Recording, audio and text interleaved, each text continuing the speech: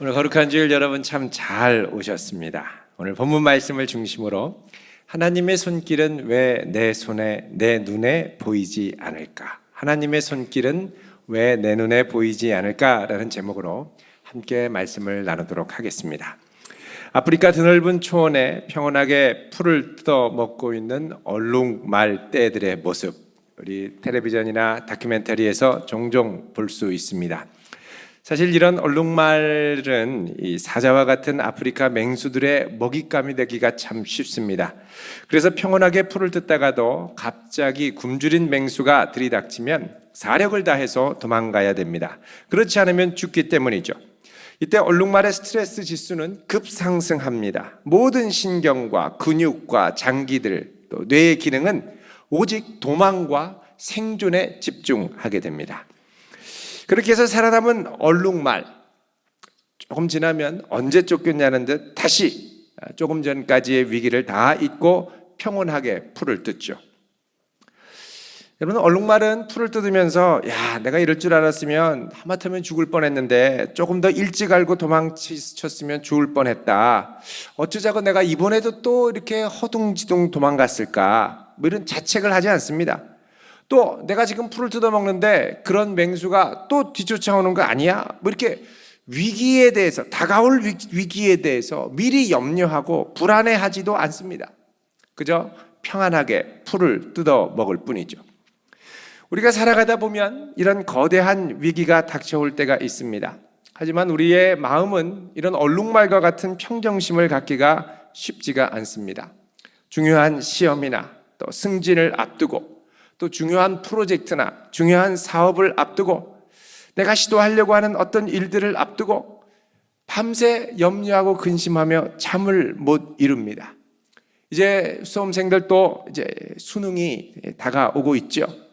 스트레스를 받고 잠도 안 오고 소화도 안 되고 위궤양이 일어나고 화장실도 잘 못 가고, 그러니까 우리는 이제 일어난 일에 대해서 스트레스를 받기보다는 많은 경우에 일어나지도 않은 일들에 대해서 과민하게 반응하며 극도의 불안함과 스트레스를 스스로 만들어냅니다. 지나간 과거의 일도 그렇습니다. 우리가 지나간 일을 좀 잊어버리면 좋은데 잊지를 못하죠. 계속 끄집어내서 곱씹고 또 곱씹고 분한 감정, 억울한 감정, 울분을 사귀지 못하고 힘들어합니다. 계속 막 스트레스를 받고 힘들어하니까 이미 지난 일에 대해서 스스로를 괴롭히고 힘들어하니까 이걸로 마음 고생뿐만 아니라 몸도 고장이 나죠.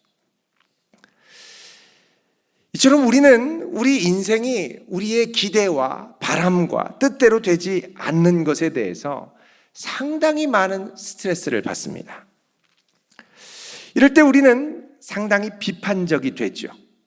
내 뜻과 내 기준대로 되지 않는 것에 대한 이 스트레스를 비판과 비난과 험담으로 풀어버리는 것입니다. 그래서 우리나라는 참 이 비판과 비난과 험담이 난무하는 세상이죠. 왜 이렇게 비판과 비난이 난무하느냐? 그것은 자기 뜻대로 안 되는 일들이 너무나 많다라는 것입니다. 여러분뿐만 아닙니다. 우리는 무언가를 할 때 내가 선한 의도를 갖고 뭔가를 좀 좋은 의도로 시작을 했지만 이게 도리어 주변의 시기와 질투와 미움과 오해로 이 원래의 의도를 완전히 이렇게 뒤틀어 버리는 경우가 있습니다. 지난 10월 2일에 밤 11시 30분 미국의 플로리다주의 이 산타로사라고 하는 지역에 한 노인이 살고 있었는데 이 노인의 집 뒷문을 누군가가 아주 세차게 두드렸습니다. 이 노인은 괴한이라고 생각하고 집에서 권총을 꺼내들고 조심스럽게 나와서 문을 열었고, 그때 이 마당 안쪽에 덤불에서 누군가가 갑자기 확 튀어나왔습니다. 깜짝 놀란 노인은 방아쇠를 당겼죠. 괴한은 그 자리에 쓰러졌습니다. 총탄이 그 괴한의 심장을 관통해 버렸습니다. 누군가 봤더니 이 괴한은 저 멀리 7,200km나 떨어진 노르웨이에 살고 있는 자기 사위였어요. 이게 어떻게 된 건가? 알고 봤더니 이 사위가 장인을 기쁘시게 하기 위해서 서프라이즈, 여러분 아십니까? 생일 축하 깜짝 놀래켜 준다고 7,200km를 밤새도록 비행기를 타고 와서 장인들 깜짝 놀라 누구야 하고 나올 때 깜짝 놀라게 서프라이즈 하고 이렇게 선물을 주려고 밤에 와가지고 막 세차게 두드렸는데 이거를 괴한인 줄 알고 왔다가 총을 쏴버린 겁니다. 여러분, 아무리 선한 의도로 해도 이게 한번 잘못 받아들여지거나 곡해될 때 완전히 끔찍한 참변으로 바뀌는 것이죠. 알고 보니까 그 일이 일어나기 2시간 전에 비슷한 식으로 앞문을 거칠게 두드리고 찾아온 또 다른 친척들이 있었습니다. 너무 거칠게 두드려서 화가 나가지고서는 막 다투고 나서 이분이 예민해진 상태였습니다. 그런 와중에 또 11시 반에 또 두드리니까 이제 아주 극도로 예민한 상태에서 총을 들고 나온 거죠. 여러분, 우리 인생은 종종 내가 생각한 선의가 이처럼 왜곡되고 또 반대로 상대방의 선의를 종종 왜곡하기도 합니다. 우리가 살아가는 삶 가운데는 한동안 형통하다가도 어느 순간부터 일이 꼬이게 되고 고난이 찾아오고 또 고난이 찾아왔다가 다시 형통하게 될 때가 있습니다. 도대체 우리 인생은 왜 이렇게 오락가락하는 것일까요? 여러분, 성경은 이런 고난과 형통이 뒤섞인 것이 바로 우리의 인생을 구성하는 레시피라고 이야기를 합니다. 전도서 7장 14절에 보면 이런 말씀을 합니다. 형통한 날에는 기뻐하고 곤고한 날에는 되돌아보아라. 이 두 가지를 하나님이 병행하게 하사 사람이 능히 그 장래 일을 헤아려 알지 못하게 하셨느니라. 그러니까 형통과 고난을 하나님이 병행하게 하셔서 뒤섞어 버리셔서 우리 인생을 직조하셨다는 겁니다. 그러니까 때로는 형통이 고난으로 들어가는 문이 되기도 하고, 여러분, 잘 나간다고 좋아할 게 아니죠. 돈 많이 번다고 좋아할 게 아니죠. 그러고 났더니 주변 관계가 다 부서지고 다 무너지고 어려움을 겪는 경우가 얼마나 많습니까? 또 반대로 고난을 통하여 형통으로 들어가는 문을 열기도 합니다. 우리 삶에 일어나는 좋고 좋지 않은 일, 우리의 기준으로 볼 때 이게 실제로 좋은 일인지 좋지 않은 일인지는 우리가 알 것 같지만 실제로 제대로 알지 못하는 경우가 참 많습니다. 얼마 전에 스웨덴의 인기 작가인 요나손이라는 분이 핵을 들고 도망친 101세 노인이라는 제목의 소설을 발표했습니다. 그럼 이 요나손은 전에 우리나라에서 영화로도 상영됐습니다. 창문 너머 도망친 100세 노인, 이 소설을 써서 아주 큰 인기를 끌었죠. 근데 이번에는 이 노인이 100세 노인에서 이제 101세 노인으로 바뀌고 핵을 들고 도망친 101세 노인이 됩니다. 내용은 이 주인공인 이 할아버지, 101세 노인 칼손 할아버지가 북핵 문제에 개입해서 이걸 해결하는 내용입니다. 아니, 이게 스웨덴에 사는 할아버지가 어떻게 북핵 문제에 끼어드느냐. 설정은 이렇습니다. 소설이니까. 자, 이 101세 할아버지가 인도네시아의 따뜻한 휴양지인 발리섬에서 아주 평안하고 소소한 재미를 느끼며 살고 있었습니다. 그때 친구인 연손이라는 할아버지가 놀러와서 이분의 생일을 축하하기 위해서 관광 패키지 열기구 투어를 신청해 줍니다. 둘이 열기구를 타고 섬을 둘러보려고 올라갔죠. 근데 그만 기계가 고장납니다. 조작을 한다는 걸 잘못해가지고 이게 섬을 벗어나서 멀리 가게 돼 있어요. 망망대해에 계속 떠다닙니다. 야, 이거 어떡하냐, 큰일 났다. 그러다가 열기구에 열이 식고 점점점 내려오는데 이 바다에 빠져 죽게 생겼습니다. 그때 큰 화물선 하나가 지나가는 거예요. 겨우 그 화물선 위에 불시착했는데 알고 보니 북한 화물선이었습니다. 명예와 힘이라는 이름이 가진 이 화물선에는 이 북한이 핵무기 제조에 사용할 농축 우라늄이 4kg이 실려 있었죠. 이걸 쿠바에서 평양까지 이제 운송하는 중에 이 할아버지들이 내린 겁니다. 누구냐고 막 취조하고 하다가 이 느낌이 죽일 기세니까 이 할아버지가 그래도 들은 뉴스는 있으셔서 나는 핵 전문가다. 열간 등할 압축법에 대한 이 핵 전문가다. 이렇게 막 억지 주장을 해서 이분들을 깜짝같이 속여가지고 평양으로 들어가게 됩니다. 그야말로 드라마틱하게 이제 펼쳐지는 거죠.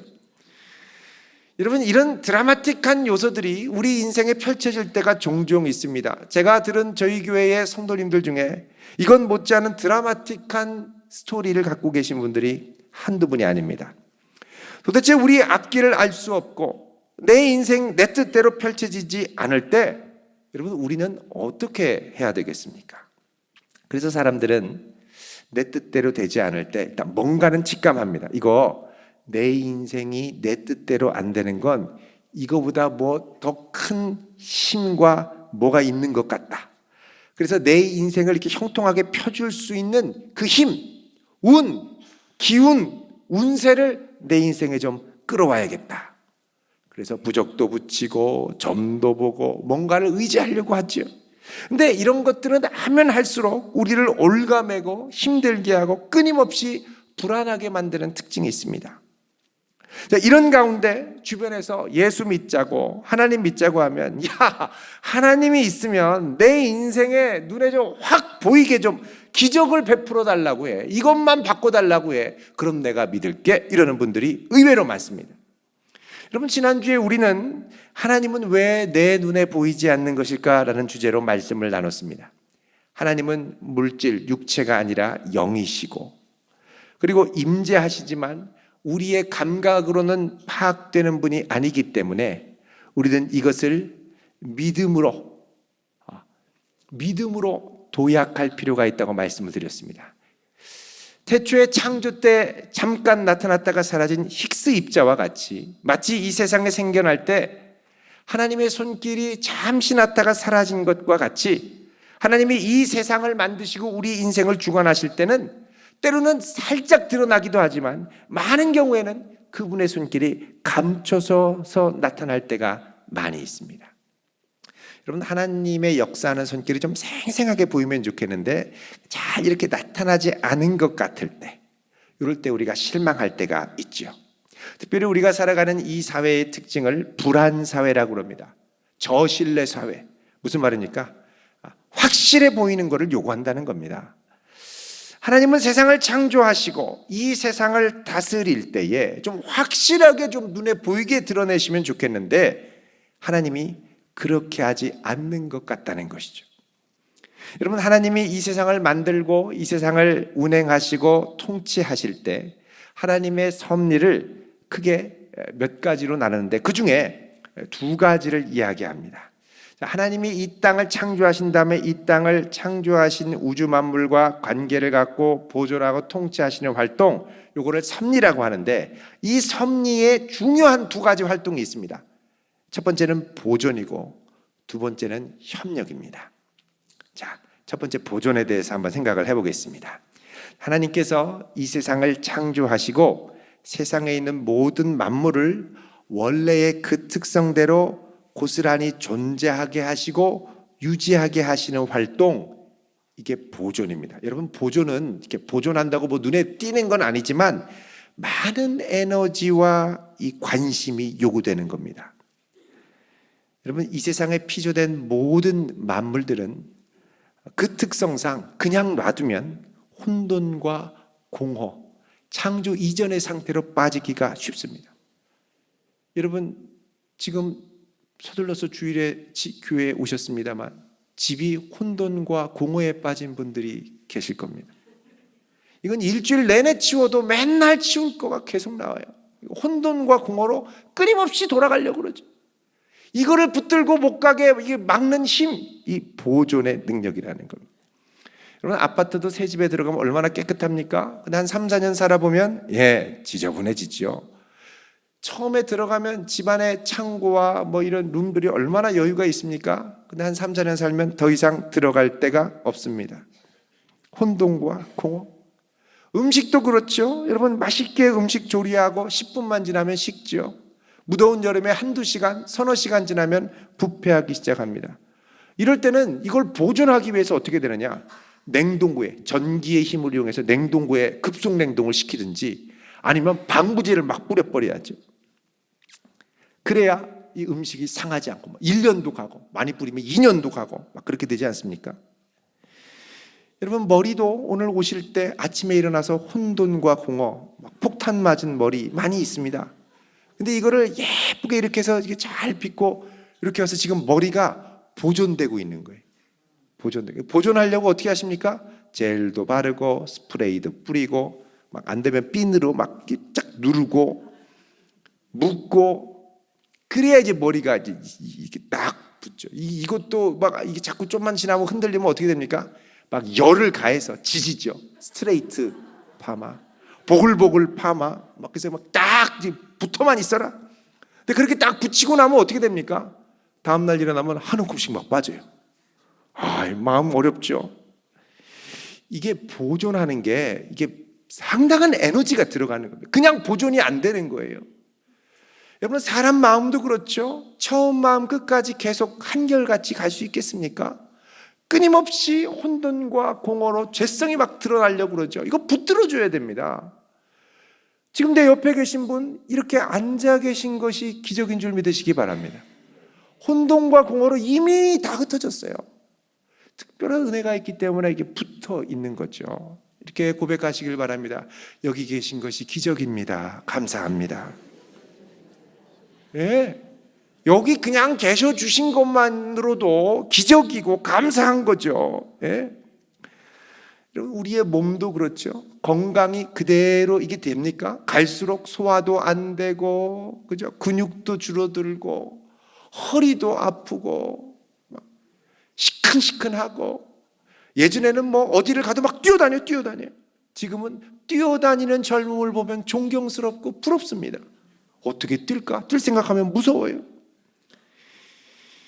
여러분, 우리의 생명 DNA 안에 텔로미어라는 게 있다고 그러죠. 이 텔로미어가 줄어들면 노화가 시작되고 나중에 짧아져서 없어지면 죽습니다. 이거를 보존하려는 연구가 지금 한창이죠. 보존은 안 되더라도 살살살 줄어들라고. 그럼 건강하게 오래 산다는 겁니다. 여러분, 사람 건강만이 아니라 내면도 그렇고, 여러분, 사람도 그냥 놔두면 어떻게 됩니까? 사람이 허해집니다. 그리고 비관적이 돼요. 그래서 사람 인자도 이게 관계잖아요. 두 사람이 맞붙어 있는 게 사람인입니다. 다른 말로 하면 누군가 그 사람을 붙들어줘야 그 사람이 이상하게 안 되고 정신 차리고 그 모양 그 모습으로 살아갈 수 있다는 거예요. 내버려둬 보십시오.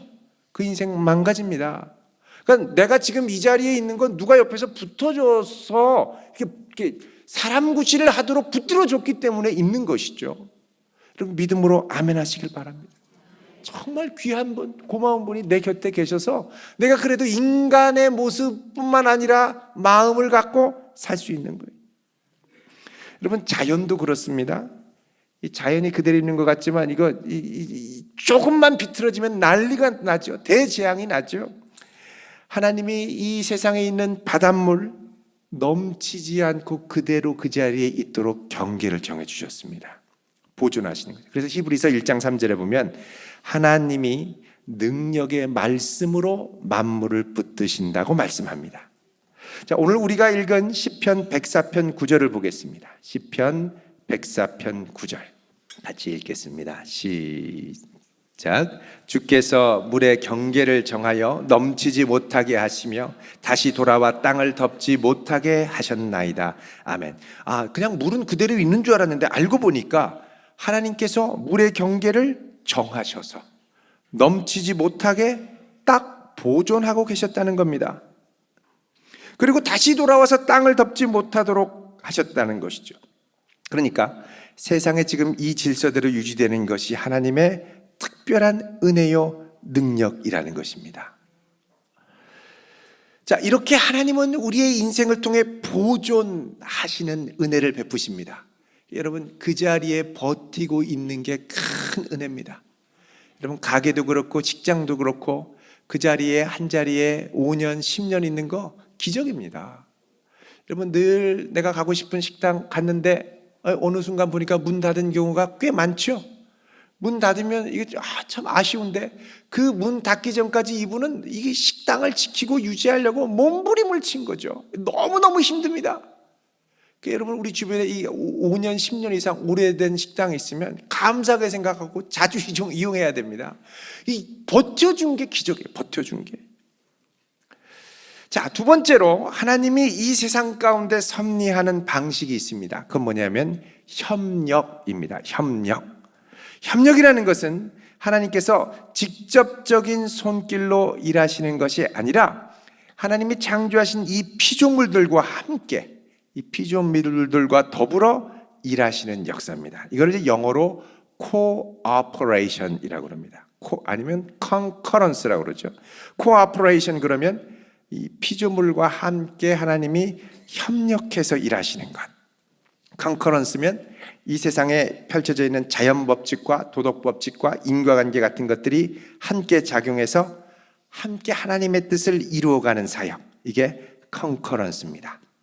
여러분 오늘 본문 시편 104편 10절에 보시면 자연이 그냥 이게 현상들이 일어나는 것 같습니다. 샘물이 골짜기에 솟아나고 산 사이에 흐르고 11절에 각종 들짐승이 물을 마시고 해갈하고 12절에 공중의 새들도 그 가에 깃들이고 또 19절에 보면 달에 절기가 있어서 절기에 따라 움직이고 운행하고 해가 때가 돼서 지고 또 해가 지니까 20절에는 밤에 밤짐승들이 기어나오고 들짐승들이 기어나오고 또 22절에 그러다가 이제 해가 다시 돋으면 밤짐승들은 굴 속에 들어가고 사람은 나와서 일하고 수고하고 이게 그냥 일어나는 일인 줄 알았는데 24절에 보면 여호와여 주께서 하신 일이 누가 하셨다고요? 주께서. 그러니까 이거는 하나님이 그 배후에서 은밀하게 행하시는 역사였다는 겁니다. 그러니까 세상이 그냥 돌아가는 줄 알았는데 알고 보니 하나님이 그 배후에 역사하셨다는 거죠. 자, 이런 은밀한 손길을 마태복음 6장 26절 이하에는 좀 더 선명하게 보여주고 있습니다. 우리 마태복음 찾아보겠습니다. 마태복음 6장 26절. 자, 읽겠습니다. 시작. 공중의 새를 보라. 심지도 않고 거두지도 않고 창고에 모아들이지도 아니하되 너희 하늘 아버지께서 기르시나니 너희는 이것들보다 귀하지 아니하냐. 아멘. 자, 공중의 새를 보아라. 심지도 않고 거두지도 않고 모아들이지도 않는데 누가 기르신다고요? 하늘 아버지께서 기르신다는 겁니다. 공중에 나는 새도 그냥 날아가나 싶었는데 알고 보니까 하나님이 이것들을 기르고 계셨다는 겁니다. 여러분, 그래서 새는 걱정 근심이 없습니다. 아무 생각 없죠. 그래서 아무 생각 없이 편안한 사람, 이런 사람을 답답한 심정으로 새 머리다 이렇게 얘기합니다. 조금 심한 말로는 새 DDR 이렇게 얘기하죠. 여러분, 이러기가 사람이 쉽지 않습니다. 여러분, 사람은 조금 뭔가 좀 이렇게 이게 좀 상황이 변하면 제일 먼저 찾아오는 게 뭐냐? 염려죠. 26절에도 보면 야, 공중의 새를 하나님이 이렇게 기르시지 않느냐? 너희는 이런 새들보다 훨씬 더 귀해. 그런데 27절에 뭐라고 그럽니까? 읽습니다. 27절 시작. 너희 중에 누가 염려함으로 그 키를 한 자라도 더할 수 있는. 그 다음에 우리가 찾아오는 건 뭐냐? 염려죠. 염려를 통해서 뭘 염려합니까? 어떻게 하면 키를 한 자라도 더 할 수 있을까? 어떻게 하면 키를 좀 더 클 수 있을까? 요 나나주 2번에 보면 목숨이라고 돼 있죠. 목숨. 다른 말로 하면 어떻게 하면 내 목숨을 더 길게 늘릴 수 있을까? 어떻게 하면 내 직장의 수명을 좀 더 늘릴 수 있을까? 어떻게 하면 내 하는 일의 수명을 더 늘릴 수 있을까? 근데 아무리 염려하고 고민해도 내가 실질적으로 할 수 있는 영향력이 없다는 겁니다. 여러분, 이때 우리를 뭘 봐야 되느냐? 은밀히 역사하는 하나님의 손길. 협력하시는, 이 모든 것들을 통해 협력하시는 하나님의 손길입니다. 30절 뭐라고 그럽니까? 오늘 있다가 내일 아궁이에 던져지는 들풀도 누가 입히세요? 하나님이 이렇게 입히시거든. 하물며 너희일까 보냐? 믿음이 작은 자들아. 믿음의 눈으로 이 협력의 역사를 베푸시는 하나님을 봐야 한다는 겁니다. 31절에 그러므로 염려하여 이르기를. 여러분, 염려는 뭡니까? 염려는 부정적인 상상력입니다. 염려하여 이르기를 무엇을 먹을까 무엇을 입을까 하지 말아라. 여러분, 하나님께서 들풀을 먹이는 방식으로, 공중의 새를 기르는 방식으로 은밀한 가운데 하나님의 자녀를 먹이고 입히고 기르신다고 말씀하십니다. 가끔씩은 하나님의 이런 손길이 너무 뚜렷하게 보이게, 피조 세계와 자연 법칙을 통하지 않고 직접적으로 나타나는 경우가 가끔씩 있죠. 우리는 이걸 뭐라 그러냐? 기적이라 그럽니다. 기적. 근데 기적을 통해서도 가끔씩 이런 일들이 일어나지만 하나님은 보존과 협력 사역을 통해 이루어집니다. 은밀하게. 근데 이 하나님의 협력 사역은 우리가 기억할 게, 아까 하나님이 우리의 인생을 어떻게 직조하신다고 그랬습니까? 형통함과 곤고함.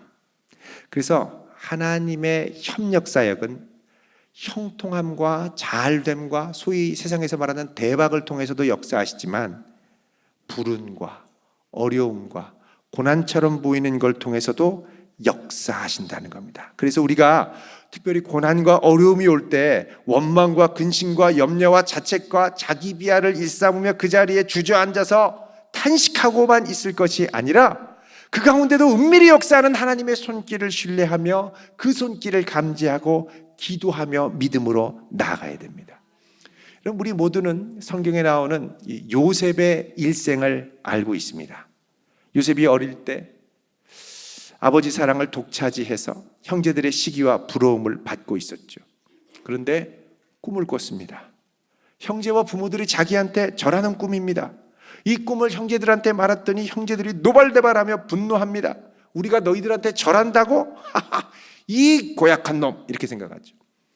자, 형제들이 양을 치러 멀리 떠날 때 요셉은 아버지의 심부름을 받아서 형제들에게 갑니다. 마침 요셉을 미워했던 형제들이 요셉을 잡아서 미디안 상인들에게 팔죠. 야, 어떻게 우리가 너에게 절하냐? 그 꿈이 어떻게 될지 한번 보자. 그리고 비웃듯이 팔아넘깁니다. 근데 미디안 상인들이 어디로 데려갔느냐? 애굽 시위대장 보디발의 종으로 가게 되죠.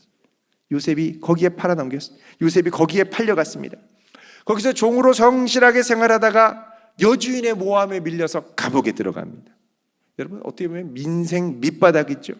근데 거기서 바로의 최측근, 애굽 제국을 통치하는 바로의 최측근인 술 맡은 관원장을 만나게 되고, 하필이면 그가 이상한 꿈을 꿔서 그의 꿈을 해석해 줬더니 그가 복직이 되고, 그리고 나중에 나갔는데 그때 바로가 이상한 꿈을 꿔가지고 그거를 해석할 사람이 없으니까 그때 요셉이 생각나서 요셉을 불렀더니 요셉이 꿈을 해석해주고 좋은 대안을 마련해 주니까 바로가 요셉을 그 자리에서 특채를 해서 감옥 죄수에서 애굽의 총리로 전격 기용이 됐죠. 여러분, 참 드라마틱한 내용입니다. 우리의 입장에서 보면 걸음걸음이 고난입니다. 바닥입니다. 근데 결론적으로 이렇게 우리가 보게 되면, 여러분, 요셉이 약속의 땅인 이스라엘을 떠나서 이게 애굽의 총리가 되고 온 세상을 구원하려면 애굽으로 가야 되는데 자의로는 절대 약속의 땅을 떠나지 못합니다. 아니, 하나님이 약속으로 주신 땅인데 어떻게 떠나요? 어쩔 수 없는 형제들의 악함이 역사했지만 그 악을 선으로 돌려서 애굽으로 인도하셨죠. 죽일 수도 있었는데 애굽으로 인도했습니다. 자, 애굽으로 갔는데 하필이면 바로와 가까운 시위대장 보디발의 집에 총무로 들어갔습니다. 여러분, 보디발의 총무, 가정 총무 노예로 있는데 애굽 총리가 된다는 건 불가능합니다.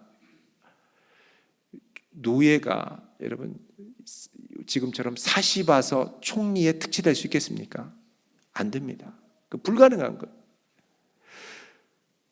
근데 하나님께서는 어떻게 하냐? 누명을 써가지고 감옥 맨 바닥으로 떨어뜨리세요. 감옥에 갔는데 거기서 완전히 또 다른 감옥에 온 바로의 최측근을 만나게 된 거죠. 여러분, 감옥에 가면 끔찍할 것 같은데 감옥에 온갖 보화가 숨겨져 있었던 겁니다. 제가 아는 한 분도 좀 이 사업을 하다가 어려움이 있어서 감옥에 들어가셨습니다. 근데 감옥에 갔더니 늘 텔레비전에서만 봤던 유명한 사람들이 다 와 있더라는 거예요. 거기서 정치, 경제 모든 인맥을 만들고 나와서 지금 사업을 멋지게 다시 일으켰습니다. 그랬더니 저한테 감옥이 은혜입니다 이러시더라고요. 여러분, 이 바로한테 가려면 이 애굽의 술 맡은 관원장은 접근 금지입니다. 평소에 못 만나요. 어디서 만납니까? 감옥이니까 만나죠. 하나님이 감옥으로 보내신 거예요. 여러분, 이게 사람의 힘으로는 안 되는 건데 그 감옥에서 만나게 되는 거예요. 근데 여러분, 그 감옥에서 은밀히 역사하는 하나님의 손길이 있습니다. 그건 뭐냐면 꿈입니다. 꿈은 누가 꾸게 할 수도 없고 줄 수도 없어요. 하나님이 꿈을 주신 거죠. 하나님이 그 꿈을 주셔서 이 꿈이 뭔지 씨름하고 견딜 수 없게 궁금하니까 요셉이 도와주고, 또 바로가 그 꿈을 꾸니까 결국 요셉이 발탁하게 되죠. 그러니까 그 배후에 결정적으로 역사하신 분은 하나님입니다. 이 꿈은 누구도 줄 수 없는 거기 때문에. 그러나 그 과정을 보면 너무너무 힘든 과정, 바닥이에요. 그런데 하나님은 이 고난과 사람들의 악을 통해서도 합력하여 선을 이루신다는 거죠. 그래서 나중에 요셉이 이걸 돌아보고선 형제들에게 뭐라고 고백하느냐, 그런즉 나를 이리로 보낸 이는 당신들이 아니요 하나님이라. 당신들이 아니라는 거예요. 하나님이 보내셨다는 거예요. 여러분, 이런 하나님의 손길이 우리의 형통함과 고난을 통하여 역사하는 줄 믿으시기 바랍니다. 우리 성경 한 곳 찾아보겠습니다. 로마서 8장 28절 같이 읽겠습니다. 시작. 우리가 알거니와 하나님을 사랑하는 자 곧 그의 뜻대로 부르심을 입은 자들에게는 모든 것이 합력하여 선을 이루느니라. 아멘. 자, 하나님을 사랑하는 자, 그 뜻대로 부르심을 입은 자들에게는 모든 것이 합력하여 선을 이루느니라 그러죠. 여러분, 여기 보면 모든 것이 합력한다는 건 사람의 실수와 또 의도치 않게 저지른 악이나 고통, 범죄, 심지어는 차마 말로 할 수 없는 어려움들, 이런 것들조차도 다 합력하여, 협력하여 선을 이룬다. 하나님의 뜻을 이룬다는 겁니다. 그런데 오늘 이 말씀 나눠주 1번에 보면 이걸 뭐라고 그러냐면 하나님이 모든 것을 합하여 선을 이루시느니라 그러죠. 여러분, 결국은 누가 하는 거냐? 하나님이 하시는 겁니다. 근데 오늘 말씀에는 이 하나님이라는 말이 감춰져 있습니다. 왜요? 하나님은 은밀하게 이 모든 것들 가운데 역사하시기 때문에. 여러분, 이제는 우리가 하나님의 역사하심을 좀 더 분명하게 신뢰하며 나갈 수 있기를 바랍니다. 고난과 고통 가운데 부정적인 상상력으로 나를 괴롭히고 막 자학하는 게 아니라 이 염려와 근심을 우리 주님께 기쁘게 내어 맡길 수 있기를 바랍니다. 이 모든 심지어는 실수와 악을 통해서도 하나님은 선을 이루어 가십니다. 여러분, 우리가 여기까지 온 것 주의 은혜로 보존되어 왔기 때문입니다. 앞으로 주님의 그 섭리 가운데 돌보시고 기르심의 은혜를 경험할 수 있기를 바랍니다. 믿음으로 기도하며 우리의 생을 내어 맡길 때 그분의 선하신 손길이 풍성하게 우리와 함께 할 수 있기를 우리 주님의 이름으로 축원드립니다. 기도하겠습니다.